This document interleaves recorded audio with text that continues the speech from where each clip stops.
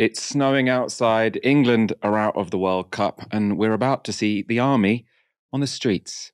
I don't know how I feel about it. How are you feeling about it, Ash? Today, I feel Moroccan, Michael. That's how I feel.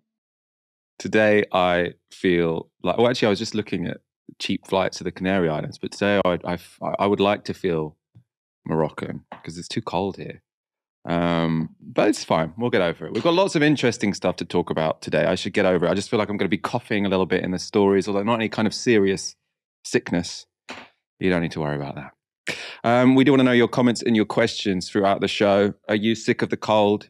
Are you depressed that England are out of the World Cup? Are you worried about the army on the streets? And it's not going to be a coup. It's just 600 people potentially driving ambulances in not a particularly useful way because they're not properly trained to do that. Turns out being a paramedic is actually quite a difficult job. You can't just step into it on the whim of a government that can't be bothered to negotiate. Anyway, I'm getting a little bit ahead of myself, so let's go straight to our first story. We face a dramatic week of industrial action with nurses, rail workers and Royal Mail staff all due to go out on strike. But instead of responding by getting round the negotiating table, the government are calling in the army to help. According to a Downing Street spokesperson, 600 army personnel are currently training to stand in for striking ambulance drivers later in the month. It's unclear how much help the troops will be, though. General Richard Barron said this to Sky this morning. The military are trained to be the military, so of course they can drive complicated vehicles, and everyone has a degree of battlefield first aid training, but that's designed to deal with injuries from fighting, and where soldiers, sailors, airmen and marines are going to need more training is when they're dealing with, example, with the elderly, which don't normally feature in that way on the battlefield. So you're going to ask a great deal of individual service personnel's goodwill and adaptability to pick up really quite complicated jobs very quickly and see us through this difficult period. Representatives of ambulance drivers are also not particularly impressed by the plans. Alan Lofthouse is a national officer for the trade union Unison. All of our ambulance workers in Unison respect the military and respect the support that they're offering. But of course, as your correspondent called us, ambulance drivers is far from the truth. Actually, they're highly trained urgent and emergency care workers who know how to work in the NHS, and the military can't just be put in place of ambulance workers and expect that the service is going to run as normal. It's a great offer by the military, but it's not going to go anywhere near stopping the strikes and the walkouts that are due to happen on the 21st. Meanwhile, the government is under fire for refusing to negotiate with the nursing union. And that pressure increased on Sunday when the Royal College of Nurses suggested they would postpone this week's strike if the government came to the table. This is how Health Secretary Steve Barclay responded on the BBC.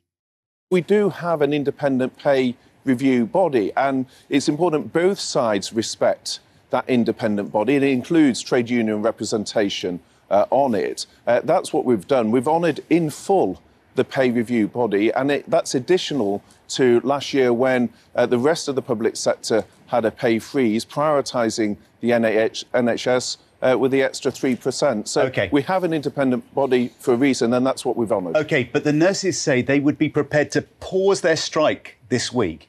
And there'll be people watching this morning who've got appointments cancelled and operations cancelled. They're desperate for that strike not to happen.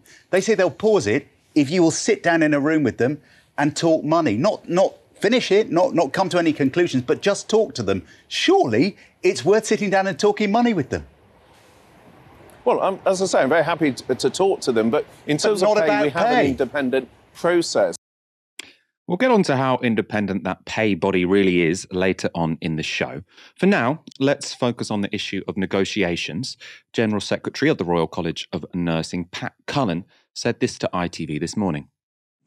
If he gets round a table with us and has realistic, honest talks, there's a strong possibility that I will be able to go back to my council and say, I recommend that we avert the strikes and continue those negotiations. And I would also say that council will most certainly not be unreasonable about that. But I can do that right now, this very minute after I finish this call. My door is absolutely wide open, and my door is the Royal College of Nursing door. All right, and did I pick up the signals right yesterday? Are you basically signalling to the government that obviously you want an increased offer, but you are prepared to consider an offer that's lower than the money that you've asked for? Is that right? Look, it would not be for me to negotiate, Richard, on the airwaves. I'm definitely not going to do that. That's for myself and the Health Secretary, or through conciliation with ACAS, to get round a table and do. But we will not be found wanting and getting in there and having those discussions. Now, we've had an update since those interviews this morning. Hugh Pym is the BBC's health editor, and he tweeted Royal College of Nursing to meet Health Secretary Steve Barclay later today. And the Royal College of Nursing spokesperson says, "We have replied positively to his email and we will attend in the hope the government is now serious about negotiating." Now, the government's line remains that Steve Barclay won't be negotiating about pay. So it's hard to see how those talks will, in fact, lead to the strikes getting called off. But obviously, it remains to be seen. Ash, how do you see all this playing out this week?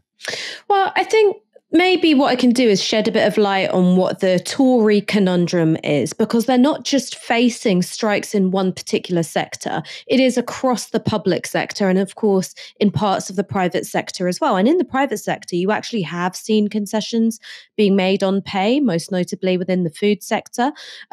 You've also got the ongoing strike, of course, with Royal Mail. You've got the RMT. You've got teachers balloting. You've got lecturers who've been out for, really, quite a long time now. And of course, you've got nurses and you've got ambulance workers.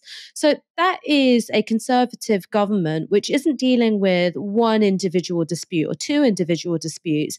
What they're reckoning with is the direct consequences of their throttling of pay for the last 12 years, and coming to a head now because, one, it's been a really long time without real terms pay increases, and two, it's happening in the middle of a cost of living crisis, which is being driven by energy-related inflation. So that's why you've got this bizarre pantomime of the government speaking out of one side of their mouths and going, of course we want to negotiate, and it's these horrible intransigent unions who aren't doing it. And then on the other side going, we're absolutely not going to give in to your demand for more pay. And even where there is room to actually settle a dispute, which is what you've seen with the negotiations with the RMT, the government in that area have intervened to say, no, we're actually going to block this pay offer.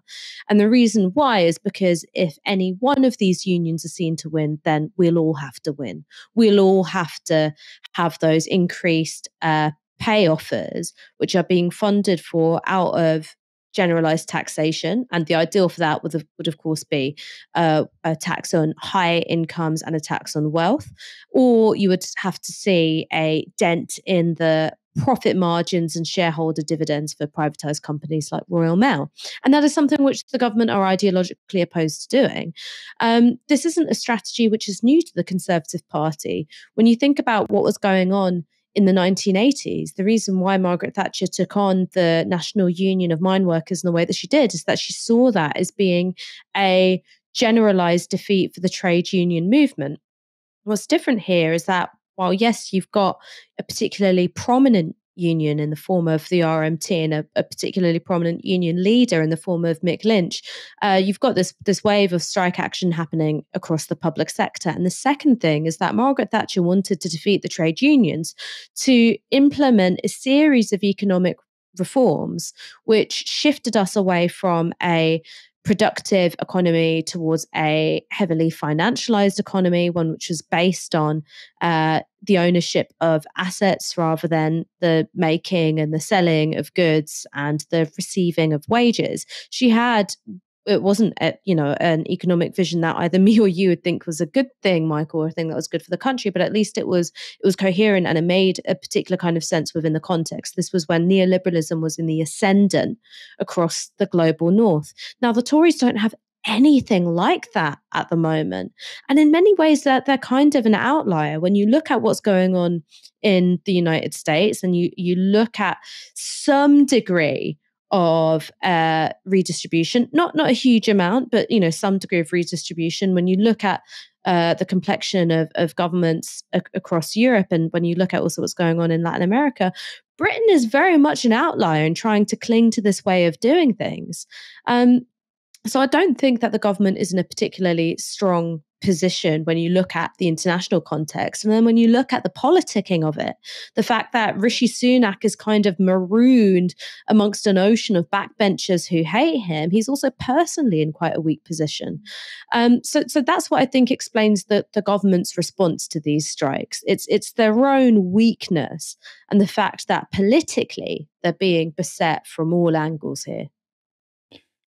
I mean, do you think, because on one level it does seem like they've kind of asked for these strikes. So if you think about what's happened in Scotland, so in Scotland, Nicola Sturgeon has sort of offered or opened negotiations with the nursing union there and offered sort of provisionally 7% or 7.5% pay increases. It hasn't been accepted yet, but the strikes have been postponed.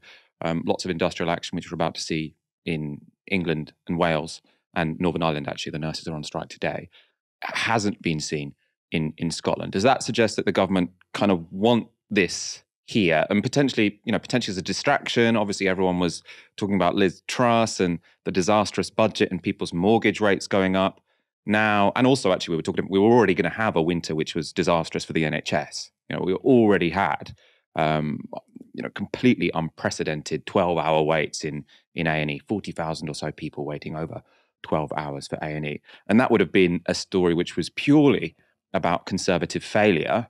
And now it's going to be a story to some degree about the rights and wrongs of striking workers. Do you think maybe that's why they've, that would be I suppose, do you think they have provoked this? And do you think they are happy that this is now going ahead? Well, I think you're right to point out that Nicola Sturgeon has gone for a very different strategy here. And part of that is that, quite frankly, a lot of her electoral base will be public sector workers. That's not a section of the electorate she can afford to lose. Whereas the Conservatives, that's not actually where they draw, their core cohorts of voters from. I think that things can be two things at once. I think that they genuinely don't want to give these pay increases. They don't want to give into one set of demands and then have to do it across the board when it comes to the workforce. And I think that there is an element of them going, okay, well, maybe we can spin this to turn the public against striking workers, make it against, strikers versus strivers and that kind of narrative.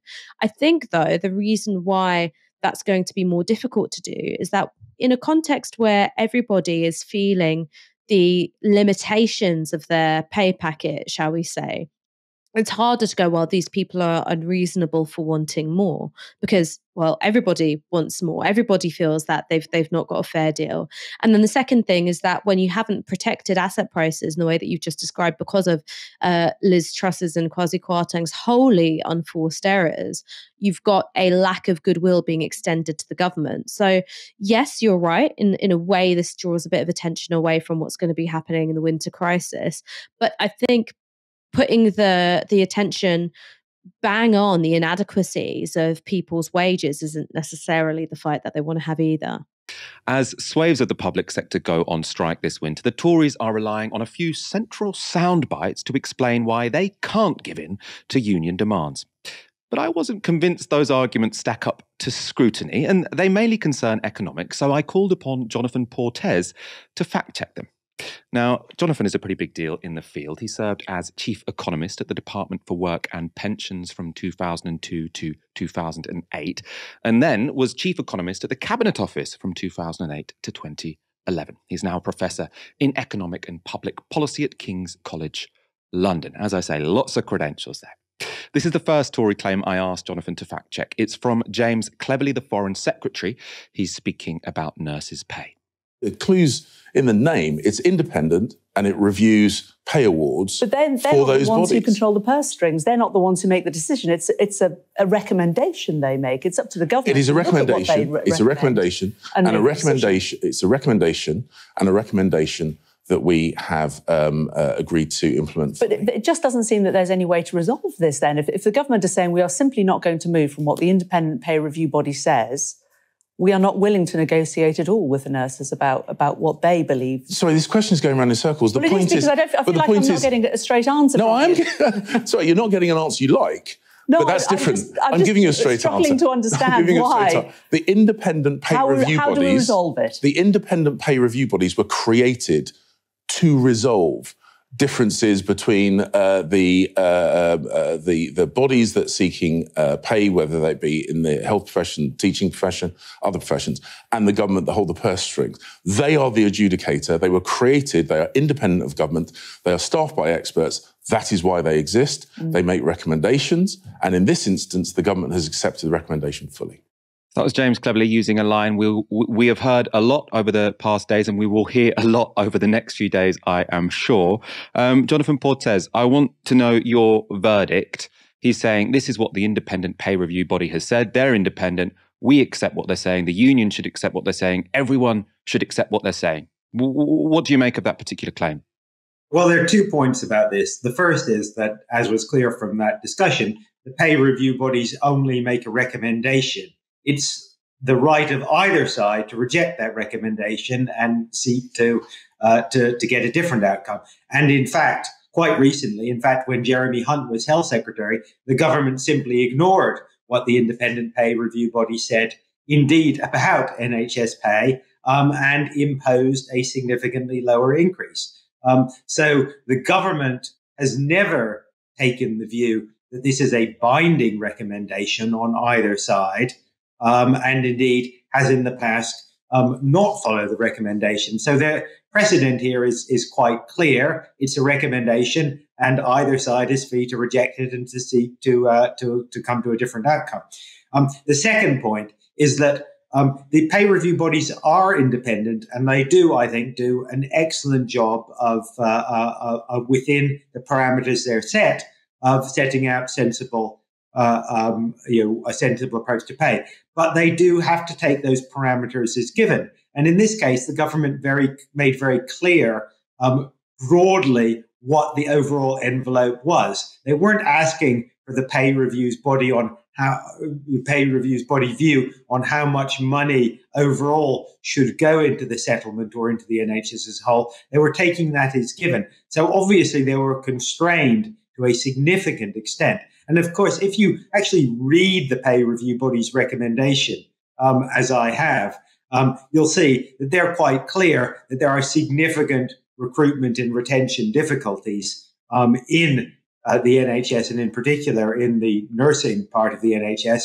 And had they been given by government a remit which allowed them to make a recommendation which went some way towards addressing those staffing difficulties by increasing pay, no doubt they would have. But they weren't in a position to be able to do that. So this is simply a smokescreen, I'm afraid.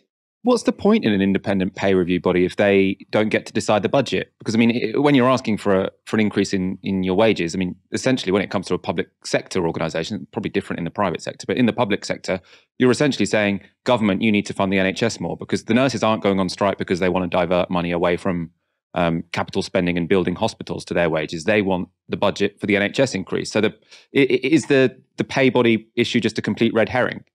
I think it is in this case. I do think in general the pay review bodies do serve a number of very useful purposes. One of those useful purposes, however, as you say, is not setting the overall budget. But they compile a lot of evidence on what is needed to recruit and retain.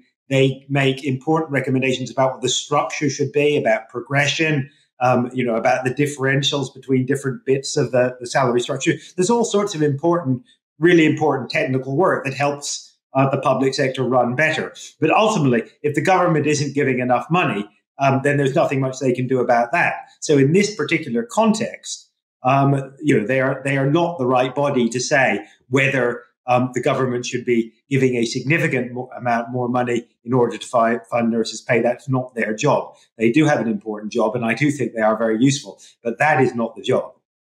Let's move on to a different claim now. This is Rishi Sunak speaking about why he doesn't think public sector workers should get pay rises in line with inflation. The government is always going to try and act fairly and reasonably, and that's why we accepted in full the recommendations of the independent bodies that advise a government on the appropriate levels of pay in the public sector. But what I'm not going to do is ask ordinary families up and down the country to pay an extra £1,000 a year to meet the pay demands of the union bosses. That wouldn't be right, and it wouldn't be fair. So government ministers have been clear, we've heard it again from many of them, that if public sector unions were to get pay rises in line with inflation, it would cost every household in Britain £1,000. How would you respond to that, Jonathan? Well, they seem to have just made this number up, I'm afraid. And I am 90% sure that in due course, the independent UK Stats Authority will say that the basis for this calculation is very, very dodgy at best, as they did just a day or two ago about another claim made by ministers. I think the simplest way of looking at this is to say, well, look, the overall public sector pay bill is about £230 billion. So a 10% pay rise is probably about £23 billion. But of course, the government has already made pay offers, which are, depending on which bit of the public sector you look at, 2, 3, 5% or whatever. So the cost of meeting the pay demands would probably be in somewhere in the region of 14 billion. Now that adds up in arithmetic terms to roughly £500 per household. But that also ignores the fact that, of course, the public sector pay workers, if they got that right, the money wouldn't go straight in their pay packets because they pay tax on that, and that goes straight back to the government. So depending on how you calculate it, a better approximation is probably that it would be perhaps £300 or £400 per household would be the cost of giving an inflation-linked pay rise to all public sector pay workers this year. Now, I mean, I think we do have to recognize, and I'll be going back to my sort of orthodox economist hat on this, that, there are limited resources, there are constraints. We can borrow, and you can argue about exactly how much we borrow in a given year, but over the longer term, more pay for public sector for public sector workers does mean more tax for everybody. There is no getting around that in the medium to long run. I think that actually, given the pressures on public services over the medium to long term, we are going to need to have to pay more tax. And I do think politicians ought to be upfront about that. But the £1,000 figure is really an invention. When the Treasury, in response to questions, tried to come up with a way of justifying it, it was absolutely clear to everybody who saw that they were trying to come up with a sort of ex post rationalization for a number that ministers had simply made up. And it seems to me there's also, another problem here. So even if we take your number, £300, you're suggesting could be what it costs sort of per household. The tax system is supposed to be progressive, right? So it shouldn't be the case that if you increase public spending and then divide it by the number of households, we all end up paying £300. What it should be is that rich households are paying £1,000 extra and poor households are paying potentially nothing extra, and then people in the middle are paying £200 or something like that, right? Yes, you're right. Obviously, that would be just an average, and richer people in a progressive system, richer people would pay more, and poorer people would pay less. That said, I do think the fact is that better public services do mean in the long run, we will all have to pay somewhat more tax, with those of us who can pay more paying somewhat more and those paying somewhat less. But there is going to be a cost. Let's look at one more Tory claim about these strikes. This is Jeremy Hunt, the Chancellor. We have to be very careful. We recognise the position the unions hold is completely sincere because of the challenge of 11% inflation.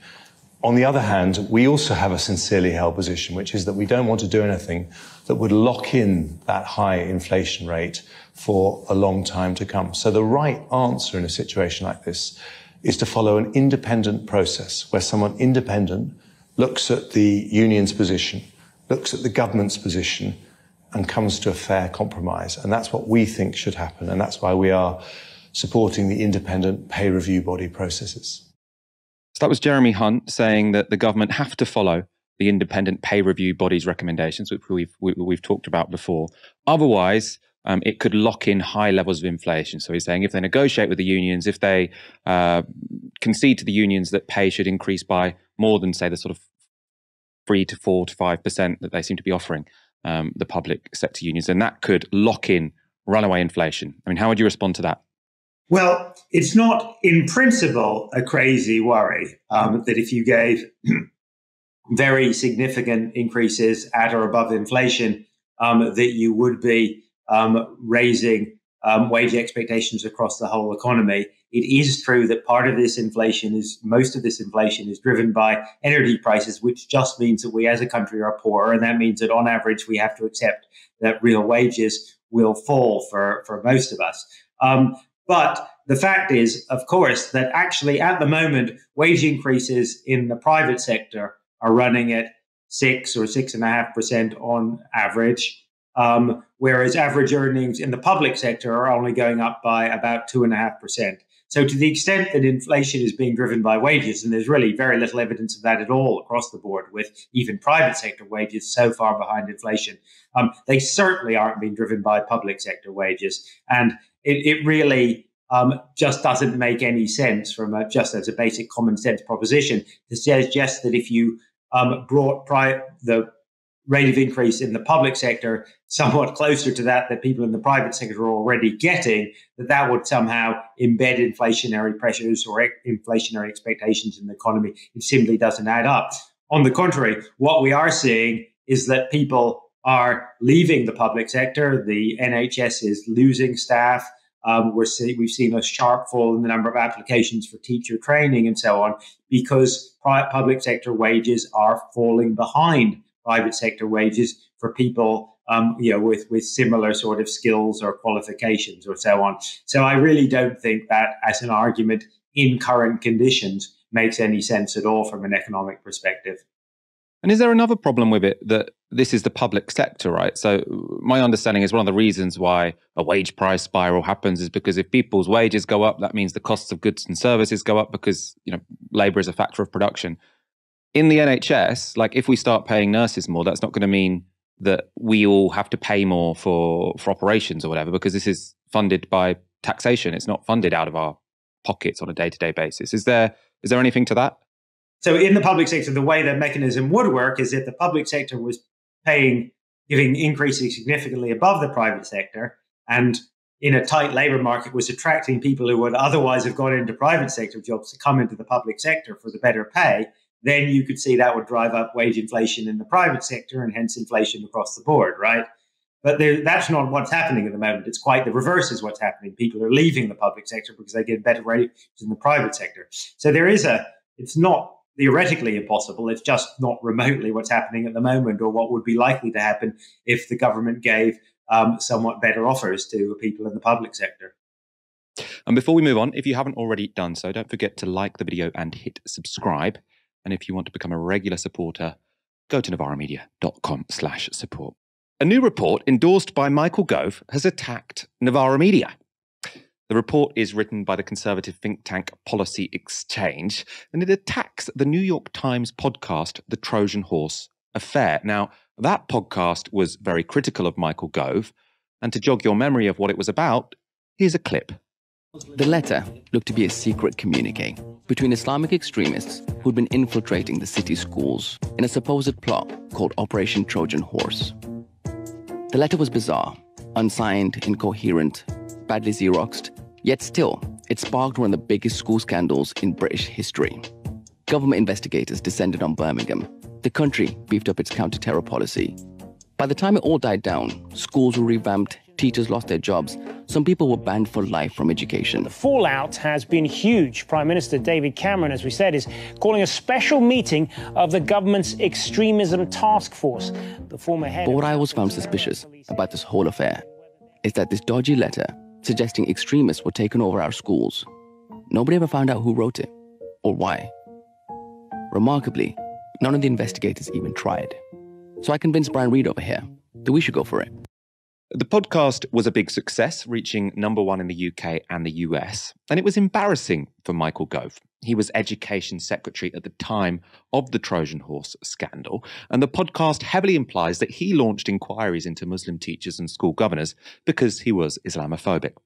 And he's pretty pissed off about it. In the foreword to the Policy Exchange report, which he co-authored with ex-Theresa May advisor Nick Timothy, Michael Gove wrote this. So they write this in the foreword. There is a well-organised campaign that seeks to undermine our counter-extremism work and the government's counter-radicalisation strategy, Prevent. Their attempt to rewrite the history of Trojan Horse was given fresh wind earlier this year by a podcast series from Serial and the New York Times, which has taken a peculiar stance towards Britain in recent years, repeatedly portraying this country as an insular backwater whose inhabitants are drowning in a tide of nostalgia, racism, and bad food. They go on to say, the facts of the Trojan Horse scandal were established in independent reports by Ofsted, Peter Clark and Ian Kershaw. Those facts are not open to debate, for they are facts. It should not be necessary to reassert what happened in a new report like this, but thanks to campaigners and useful idiots in publications like the New York Times, it sadly is. This is an excellent report, and we should consider it the final word. Now, it does seem a little bit arrogant to say that a report which says that you acted perfectly at every opportunity should be definitive and we should accept it as the final word, but there we are. These are not modest people. Now, you can see there that both Michael Gove and Nick Timothy seem pretty annoyed with the New York Times. But in the Policy Exchange report itself, Novara also gets a few mentions. So here's one example. A significant number of tweets about the podcast raised criticisms of the Conservative Education Secretary at the time, Michael Gove, for websites such as Novara Media and one of its most prominent journalists, Ash Sarkar. This became a mini campaign, with Sarkar interviewing Saeed and Reed and her organisation repeatedly promoting that interview on social media. Pretty suspicious. Imagine us promoting one of our own interviews. Very, very suspicious. Odd. The report also references these tweets by Ash. So she tweeted on February the 14th, Valentine's Day. I don't get a lot of one-on-one time with Michael Gove, but he does follow me. So with that in mind, 1, is it true that you were made aware by Birmingham City Council and Counter-Terrorism Police that the anonymous letter was a hoax before you launched the Clark inquiry? 2, if so, how was it justifiable to launch an inquiry on the basis of a letter you know to be a hoax? 3, are you troubled by the fact the Trojan Horse affair appears to present evidence that multiple findings in the Clark report were wholly or partially untrue? And 4, why should British Muslims trust that you, as a minister, will treat them fairly when you launched an inquiry based on a letter you knew to be a hoax, supported a report which has had numerous allegations debunked, and used this report as a pretext to shape government policy? Now, the report describes these tweets as a Fred questioning Michael Gove's role in the affair. Now, it looks to me more like a Fred asking Michael Gove legitimate questions. Not, she wants answers. Ash wants answers. She can tell me why in a moment. First, though, here's another tweet referenced in the report. So this is Ash tweeting Nuzgani MP, so she's a Conservative MP. Another MP criticising the New York Times Trojan Horse podcast, but failing to dispute any of the facts. And more worryingly, Nuzgani seems to be repeating a discredited claim, and the claims that Nuzgani is making. Brum is my home city, and Khalid Mahmood MP is spot on. Brummies don't want their kids taught terrorism conspiracy theories or that girls are unequal to boys. And the Policy Exchange report describes this tweet as Ash condemning the Tory MP. Ash, you know a lot more about this case than I do, so I'm going to hand over to you. What's this row about? Why is this Policy Exchange report endorsed by Michael Gove so annoyed about some tweets you tweeted last February? I mean, so what the Trojan Horse affair lays out is that this letter was really quickly identified as a hoax, but then it took on this kind of tautological power. So despite the letter being identified as a hoax, it was treated as a credible enough pretext to launch a series of investigations, which, despite finding and agreeing that the letter was a hoax, then used the content of the letter and the narrative of the letter to support its own findings, which were, in turn, some wholly or partially untrue. So it almost created this closed loop system where any one element of the narrative could be examined and to a significant degree discredited or shown to be an unreliable basis on which to shape public policy or to shape a public debate around the role of Islam in schools. But when you took it all together, it was seen as, well, okay, you knock out this part, but what about this? Or you knock out this part and what about this part? And though each bit was unreliable, it became this really powerful force in shaping a moral panic. So that's what the Trojan Horse podcast explains. And of course, it does so in a hell of a lot more detail and in a way which is a lot more insightful than I just laid out here.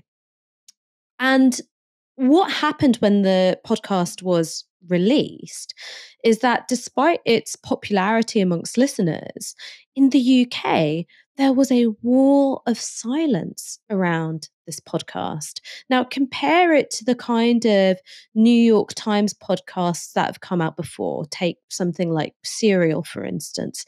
There was a media frenzy around it, even in the UK. So you would think that a podcast which examines a notorious series of events in British politics would be of interest to political journalists. And I was shocked, if not surprised, to find that that wasn't the case. There was a wall of silence and then almost a kind of consensus, which seemed to be, formed within this sacred circle that, it's a load of horse shit, it's partisan. The likes of Melanie Phillips, the likes of Nick Timothy, Sonia Soda, they all came out and said, no, this is absolutely dreadful. I believe Sonny Hundle as well, but I'm not sure if my memory is playing tricks on me there. And in trying to discredit the podcast, in fact, what all of these individuals did was pick out the claims which have been discredited in the podcast and then upholding them. And it made me think, well, what's going on here? Either you've not really paid close attention to what is being said in this podcast, or you're being deliberately obtuse about what's in it so that you can maintain the integrity of these discredited reports. Now, I happen to think that it's most likely to be the latter, because many of these journalists and politicians played quite a significant role in fanning the flames of this moral panic in the first place. So if you are to go, well, actually, there's some, quite worrying findings in this podcast, or questions which need to be answered by powerful people in politics and media, then you would have to start looking at your own conduct during that time. So that's why when the podcast came out, I wanted to interview Brian Reed and Hamza Syed. One is I wanted to do it because I do consider a lot of the work that New York Times puts out in terms of podcasts the gold standard of podcasting. I think that there's a lot to learn from in terms of how you tell a story and how you make investigative journalism feel like something that is alive and engaging. And then the second thing is because it's a story that I remember really well. I remember reading the news about it, and I was so disturbed by the lack of curiosity coming from colleagues in industry that, although deeply flawed, I believe in the purpose of journalism. I believe in the idea that we should be asking difficult questions of powerful people, we should be questioning received narratives. Now, I thought that Michael Gove and Nick Timothy would be confident enough to just ignore the Trojan Horse affair, because there were enough journalists who did effectively ignore it or participate in an elite consensus that there was nothing to be taken seriously. So I am pleased that they were rattled enough to have to participate in this defensive sham of a think tank report that they've been spooked into it nearly, a year later. I'm not surprised that what they've tried to do is characterize my questions as a campaign. And deliberately during that time, I limited all of my questions to ones which are on the basis of fact and the clarification of fact and the justification of actions of things that we can all agree happened. The same with Nusrat Ghani, to go, well, hang on, this is a claim which has been discredited, so why are you repeating it? It wasn't about going and you are an Islamophobe, and I think this about you. You know, those are things which I think are perfectly legitimate political opinions to have. They're not necessarily questions that I would bother putting to any MP or indeed to any minister. But what they had to do is characterize me and other journalists as effectively partisan campaigners. So we're left wing, we're anti-establishment, or we're Muslim. In my case, being all three, and therefore we're not to be trusted. Our inquiries aren't the terrain of journalism. It's knocking on the door of harassment. It's a form of loudmouth protest and shouldn't be taken into account. I'm just surprised that they weren't confident enough to just ignore it. And it tells me that actually the journalism that was done by Brian Reader and Hamza Syed was really powerful and really important. And that sometimes I feel that, you know, when I'm asking questions and they're being ignored, I'm just a dog barking at a train. But it's kind of satisfying to know that those questions, though they went unanswered, rattled them a little bit. So I'm going to keep doing it. I think that's a good response. I mean, for people who want to get in depth on this issue, listen to the podcast, listen to the New York Times podcast, and you can watch Ash's much longer interview with the creators of that podcast, you know, more detail than we can manage here. Before we move on, though, quickly, Ash, I just want to, you know, the argument, as far as I understand it, from Gove and Timothy and Policy Exchange is, yes, the letter which was warning about an Islamist plot to take over a bunch of schools may have been a hoax, but in researching, in investigating the letter, they found a real conspiracy. And so the accuracy or otherwise of the letter doesn't matter, because what they found was an Islamist plot. And so they say the New York Times podcast is based on a red herring, because we were never concerned about the letter anyway. The letter was, you know, just an act of good fortune, which meant that we found a real conspiracy. Is that, am I summarizing sort of their position, and what would be your response to that? Yeah, that is their position. And that's effectively what the Clark report says. Now, what the Trojan Horse Affair podcast does is that it looks at the ways in which the Clark report, in fact, relies upon the letter to a significant degree, despite agreeing that it's a hoax, in order to come up with its findings. There are some instances that are true. Like there was some worrying material which I believe was distributed in a science class, but then there are many other claims which have been taken up and repeated as gospel by the media, which the Trojan Horse Affair finds are either, you know, wholly untrue or partially untrue. So then you've got to go, so why amass a series of anecdotes, some of which are true, many of them which are not? What purpose is this serving? Well, what it does is that it tries to create this idea that when you have Muslim participation in a school, you've got Muslim majority schools because of the way catchment areas work. So if what you have is a degree of residential segregation on the basis of ethnicity and on the basis of class, that you're going to see that reflected in the state school system, is that if you then allow that community to be represented at the level of teaching staff or at the level of teaching support staff or at the level of governors, that this is effectively an Islamist takeover. Well, what it does is that it places a whole community under suspicion, and a whole range of community activities which are fine for other religious and ethnic groups to participate in. You're saying that there's a different set of standards for Muslims. Now, I happen to be a secularist. I'm somebody who thinks that in the state school system, you should educate children about different religions, and you should encourage a spirit of curiosity about different religions, encourage students to learn about different cultures. But generally, I think that religion shouldn't have a place in state schools. What we don't have in this country is actually a strict separation of religion and schools. So in the state school system at primary schools, you've got a rule which says, well, there needs to be a daily act of collective worship. At my school, despite the fact it was a non-religious state school, primary school, that was interpreted as an act of Christian prayer.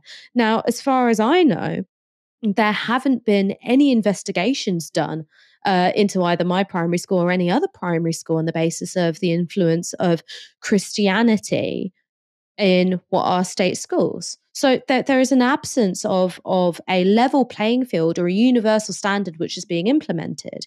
There was scaremongering about one particular form of religion influencing primary schools, but absolutely no investigation or indeed curiosity about any other religion. So if the outcome of that investigation was to go, actually, you know what, we need to have a series of consistent rules about the role of religion in primary schools, I wouldn't have a problem with it. That's not what happened. It was used as a pretext to surveil and throw suspicion on a particular community so you could introduce even more restrictive legislation. It was a moral panic, which was, I think, deliberately adopted as an opportunity by the likes of Michael Gove to further their political agenda.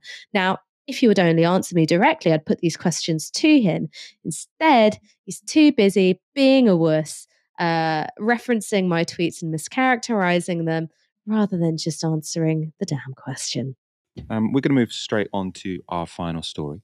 Wes Streeting is Shadow Health Secretary and tipped to be next Labour leader. But this weekend he gave an interview to the Sunday Telegraph and used it to attack the BMA, that's the union that represents doctors. The article quotes Streeting saying this: "Given that we have committed to more staff, I cannot for the life of me understand why the BMA is so hostile to the idea that with more staff must come better standards for patients," says Streeting. "Whenever I point out the appalling state of access to primary care, where currently a record 2 million people are waiting more than a month to see a GP, I am treated like some sort of heretic by the BMA, who seem to think any criticism of patient access to primary care is somehow an attack on GPs. Their defensive attitudes are maddening," he continues. "If anyone in the NHS thinks that they can demand more investment without demonstrating better standards for patients, they've got another thing coming. We are not going to have a something-for-nothing culture in the NHS with Labour," he said. Now, I mean, the idea that there is a something-for-nothing culture in the NHS will probably be news to all the people, working loads of overtime for no pay and, struggling to treat everyone they want to treat because the service is underfunded and understaffed, but there we are. Let's go to Streeting. He elaborated on that interview on Sky News. As for the BMA, I mean, I was just responding in that interview with the Telegraph to criticism they levelled at me, because despite the fact that I announced the biggest expansion of NHS staff in history, because I had the temerity to say that we should also expect better service for patients in exchange for that investment, because I think that it's unacceptable that people have to wait on the phone at 8 o'clock in the morning to get through to GP. I have been treated like some kind of heretic by the BMA, and I'm afraid, I do understand the pressure that doctors are under. They do a very difficult job against very difficult backdrop. But what I'm saying is, if we're putting investment into the NHS, as the next Labour government will, we have got to expect better results for patients. And ultimately, it's my job to be the patient's champion. I mean, you would assume that everyone thinks if you give the NHS more money, there will be a better deal for patients, because a big problem the NHS have is that it's been underfunded. Anyway, I mean, especially, given Labour's promise to provide record numbers of new doctors, good promise, that will only be fulfilled in about 10 years' time. Criticising patient care when there aren't enough doctors does sound a bit like it's aimed at GPs. Dr. Emma Runswick is deputy chair at the BMA. Sky News asked her about the Streeting interview. We just spoke to Wes Streeting there, Shadow Health Minister. He says he's not afraid to take you on. He calls you vested interests and says that you think he's a heretic for wanting better patient access. Are you concerned that you perhaps don't have as good a relationship as you should with the man who may well be Health Secretary very soon? Well, certainly I'm disappointed in the rhetoric that Mr. Streeting is adopting. He said he was replying to charges that you'd made against him. Well, this morning he's said in the Telegraph that NHS staff are looking for something for nothing. And I think my members and many health staff across the UK will be absolutely gobsmacked by that, because we are giving everything and receiving less than nothing in return, pay cuts, real terms pay cuts in return. And we agree that we want a better health service. We're working in it. I see patients, every week who have been waiting for a long time to see us.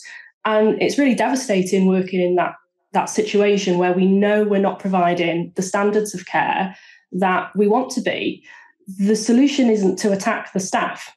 The solution is to attack the government who are absolutely responsible for driving our service into the ground with underfunding and staffing.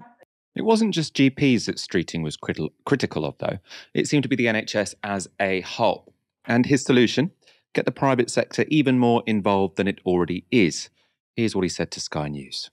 You've just referred to using the private sector more.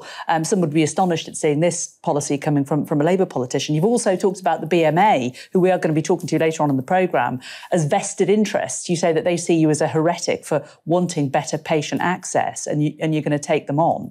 How do you think these lines will go down with traditional Labour voters? Well, the last Labour government successfully used the private sector to bring down NHS waiting lists. And, by the end of that Labour government, use of the private sector had fallen dramatically because the NHS was so good that people didn't feel the need to go private any longer. And as for the question of values, I think it's outrageous we've got a two-tier healthcare system in this country today, where those who can pay to go private do, and those who can't afford to go private are left behind. Or indeed, there are some people that are scrimping and scraping, even getting themselves into debt in order to get seen faster.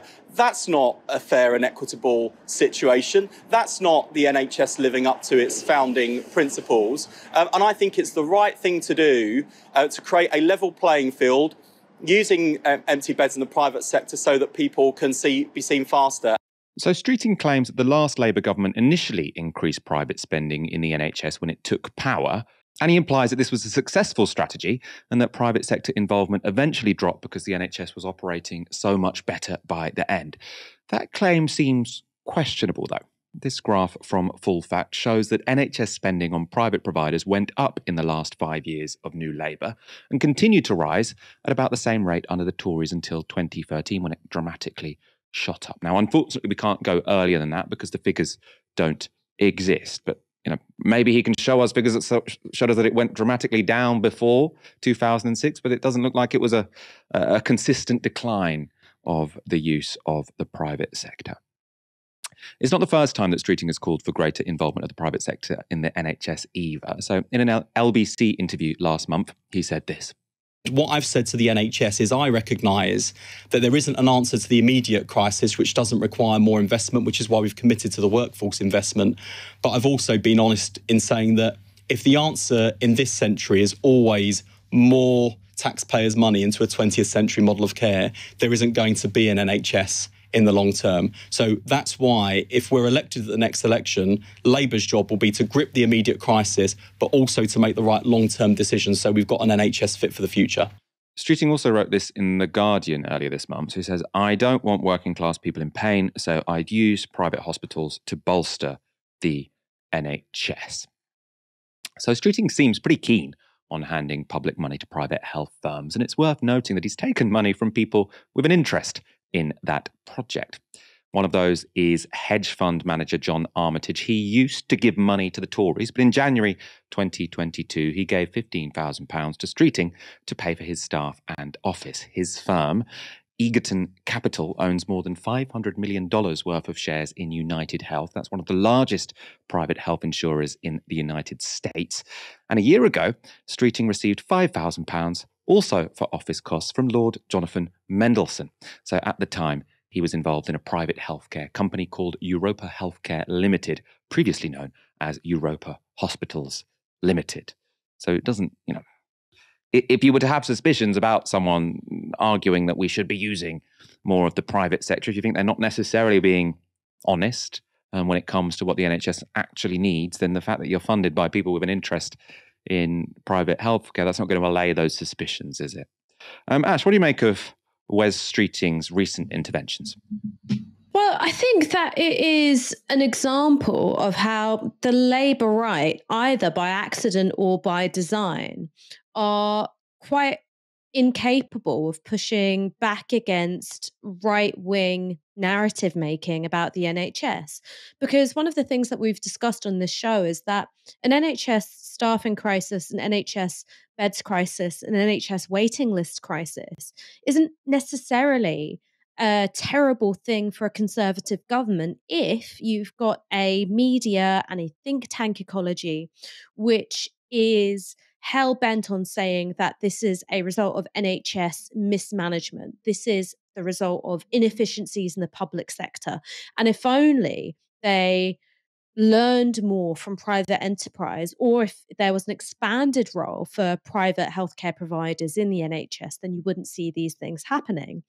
Now, this is exactly the kind of narrative that you're seeing coming from think tanks like Policy Exchange, like the Institute for Economic Affairs, like the Taxpayers Alliance. And what you need is a Labour Party and a liberal and left-wing section of the media going, no, actually, this is just a direct result of the reforms which were implemented by successive Conservative governments, the fact that you took a load of money out of the NHS, the fact that you made working conditions worse for clinicians, the fact that you gutted admin capacity, the fact that real wages haven't kept up with the cost of living, and so on and so forth, right? You go, all these things that patients are experiencing, that the public are experiencing as a consequence of these policies.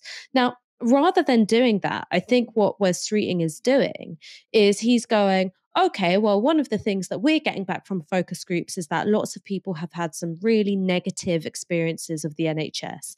Now, that might be as a patient themselves struggling to get an appointment, or there were problems with the quality of care that you received, or it might be as, somebody who is trying to get one of their relatives access to the care that they need. Because of those, pressures on beds, because of the staffing exodus from the NHS, and also because of the waiting list, you do have lots of people who have some really negative experiences of NHS treatment. Now, I don't think that there's a particularly complicated reason for that, and I don't think it's because nurses and doctors and radiographers and receptionists at GP practices are bad people. I think that it's because they're having to do an awful lot more with less. The something for nothing culture has come from 12 years of Tory governance.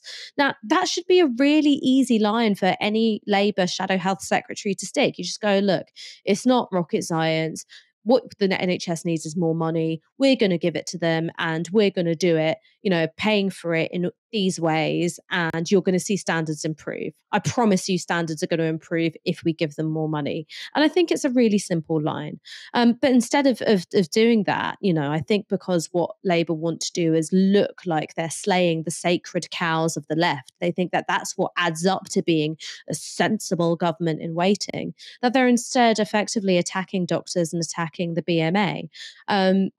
So I think that it's on the basis of untruths, and I also think that it's strategically quite fucked. I don't think it's smart to reinforce lies which have come from your political opponents. I'd like to see a debate between you and Wes Streeting as well on this topic. We need to get Michael Gove and Wes Streeting in the studio. We've got an update on an earlier story. I said earlier there was a meeting going ahead between the Royal College of Nurses and Steve Barclay, the Health Secretary.